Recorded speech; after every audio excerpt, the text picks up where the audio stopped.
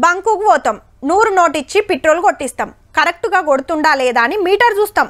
దుక్నం పోతాం, కావాల్సిన సామాన్ తీసుకొని పైకం కట్టొస్తాం.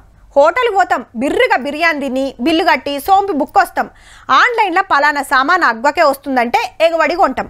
కానీ కొన్న వస్తువుల కాంచి తినే తిండి దాకా ఏడ కల్తీ జరుగుతుందో, ఏడ డూప్లికేట్ తయారవుతుందో అస్సలు గుర్తుపట్టలేం. ఆఖరికి ఇది కూడా. దుక్నానికి ఇప్పుడే లోడొచ్చినట్టుంది, దబ్బదబ్బ దింపుతున్నారనిపిస్తుందిలే. అంతలేదు, పక్కా 2 నంబర్ మాలిదంతా. బెంగాల్లో ఓ ఇంట్లోనే మందు కంపెనీ నడిపిస్తుంటే ఆబ్కారీ పోలీసులకు ఆసనొచ్చి దొరకబట్టిండ్రు. ఏం తక్కువ 6 కోట్ల రూపాయల మందు పట్టుకున్నారంటే ఏ తీర్ల తయారు చేస్తున్నారో చూడుర్రి. ఖాళీ కీసలు, డక్కన్లు, తీరు తీరు బ్రాండ్ల స్టిక్కర్లు, బార్ కోడ్లు మొత్తం డమ్మీనే.